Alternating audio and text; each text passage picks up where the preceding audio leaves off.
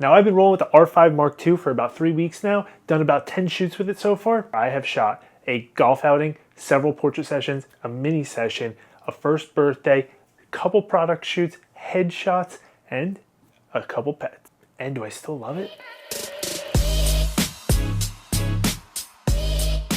What's up? My name is Jay LeBlanc, wedding photographer and photo video educator. Now, I recently made a video on my initial impressions of the R5 Mark II, and I absolutely loved it. Now that I had the opportunity to go out and use it on several paid shoots, do I still feel the same way? Is it really worth the $4,300 price tag? If you don't feel like listening any further, I'll tell you right here. After my very first shoot with this camera, I went home and I listed my R5 Mark I for sale, and I'm gonna buy another one. And that's all you really need to know. But if you're interested in a little bit more of a detailed breakdown of what the differences are, what I do like and what I don't like, then stick around. First, let's talk about some of the things that are the same. The ergonomics of the camera are very, very similar. So if you are upgrading from the R5 Mark I to the Mark II, it's gonna feel like almost the same camera in hand. Really, the big difference is that on-off switch. I have already several times went to turn the camera on and just flipped it into video mode, because that photo video switch is now where the old on-off switch used to be. The image quality is almost identical. I can barely tell the difference. Without doing any scientific, like really in-depth tests,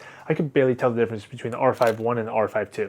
The images are almost identical. When I do shoot in auto white balance, I do notice that the auto white balance on the R5 Mark II is a little bit better, but I'm shooting raw all the time, so that doesn't really matter. But it is nice that I am getting to a closer starting point right at a camera with the Mark II. As far as the dynamic range, I did some of my own tests where I compared the electronic shutter to the mechanical shutter to see if I could tell the difference between the dynamic range that everybody's so worried about all over the internet. Yeah, I'm sorry. I just don't care that much. This is a tool. It does exactly what I need it to do. So I'm not going to pixel peep and say, hey, there's 0.2 stops difference of dynamic range. Whatever. The pictures look good.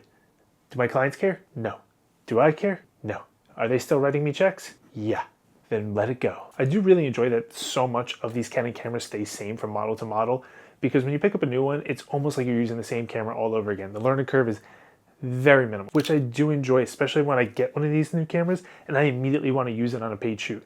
I will not take a camera out on a paid shoot until I'm very comfortable with it. So being able to just pick up a brand new camera and being comfortable with it within a few hours, it's a nice relief knowing that I can bring out my expensive purchases to jobs that are making me money to help pay off the credit card bill from this. So now let's talk about some of the things that are different.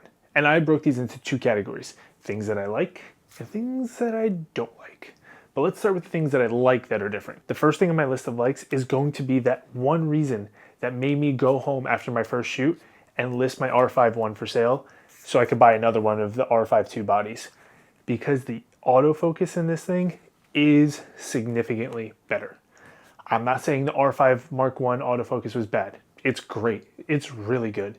I'm surprised at how much better it got with the R5 II. I was blown away. In backlit situations, fast-moving subjects, people turning around, things coming between me and my subjects, it was able to hold focus and not miss. No matter how fast things were moving, this camera just was not missing focus. And I was so blown away by that one thing, because the R5 I was good, yes, but sometimes it had a couple of hiccups here and there, and it would miss focus every once in a while. So far, this R5 II, it's not missing.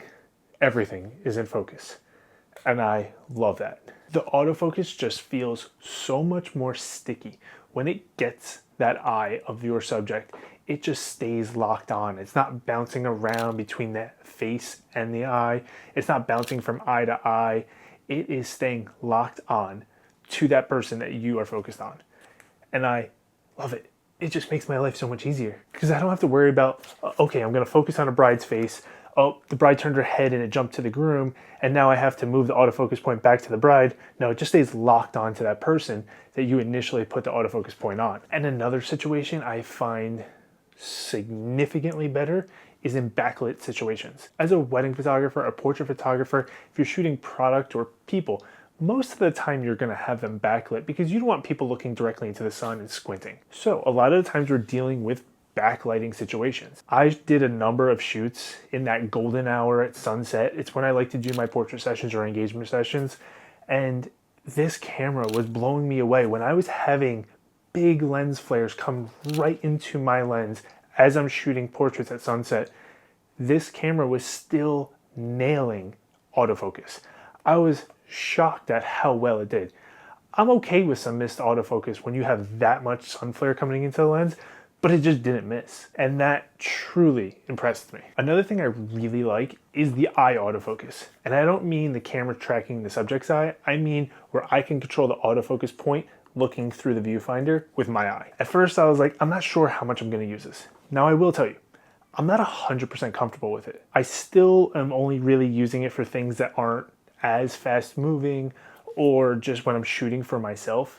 So I haven't fully gotten accustomed to it yet to use it on a paid shoot, but I'm getting there. I'm practicing with it because it's really good and really fast, but I still want to get a little bit more comfortable with it before I fully implement it into my workflow. Just because it's such a drastically different way of autofocusing compared to what I'm used to with cameras the last 10, 15 years. So I am going to keep playing with this, and hopefully I am comfortable enough with it soon enough to use it on more paid jobs. Busy wedding season's coming up for me. The fall time is wedding time here in the Northeast. I'm going to try and use it on a number of these weddings. So come beginning of winter here in the United States, maybe around the holidays, I'm gonna make another video talking about how I try to implement that into my wedding workflow. Another feature that really stands out to me with the R5 Mark II is the auto subject detect. Before, you used to have to pick if it was a person or an animal or a car.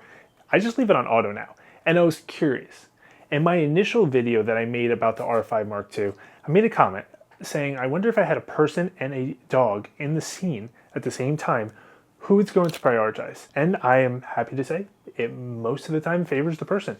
Unless that person is just not looking anywhere at the camera and that dog is giving me all of its attention, or if I put one of the autofocus points over the dog first to start tracking that area, it's gonna favor the person, which is really nice because more often than not, the person's a little bit more important than the dog.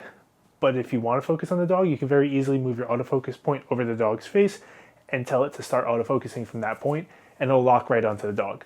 It's nice because I do shoot a number of portrait sessions where people bring their pet dogs with them. So not having to switch back and forth between person and animal is just a nice little feature. And now my dislikes. And my one big dislike I have with this camera, it's the battery life. They've made this new battery that's supposed to last longer. And in my experience so far, it doesn't. The old batteries in the R5 Mark I last longer than the new battery in the R5 Mark II. I don't understand it. I did a mini session one weekend where I shot 5 families. I took about 3,000 pictures in under 3 hours.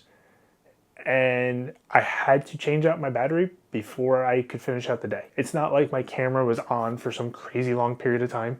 3,000 pictures is a lot of pictures, don't get me wrong. But on my R5 Mark I, 3,000 pictures in 3 hours, yeah, I could definitely make that happen. But the battery completely died in my R5 Mark II with the brand new battery. So that was interesting. I'm not saying it's a lot different, but without doing any scientific experiment on exactly how different it is, I could tell you that in my experience, the battery in the R5 Mark II doesn't last quite as long as in the R5 Mark I. So now, as I mentioned earlier, I just wanted to give you a quick little update on some of the things that I do and don't like about this camera so far. As I mentioned earlier, I'm already planning on picking up a second one just for the fact of how good that autofocus is. It really blew me away in the first couple of shoots that I had with this camera.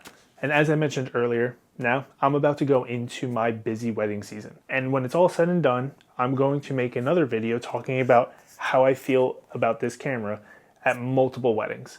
I don't think 1 or 2 weddings is enough to really get a feel of how I felt about this camera. I don't think I'm going to be disappointed, but time will tell. And I think I might need to order a few more batteries before I get after it. If there's anything else that you would like me to specifically keep in mind as I am considering my review for this camera a little bit more long term, let me know down in the comments and I'll happily include those in my next follow-up video to this one. And if you're somebody who did pick up one of these R5 Mark IIs, let me know about your experience with it. I've already had a couple people messaging me asking if they are experiencing some weird things that are going on with it already.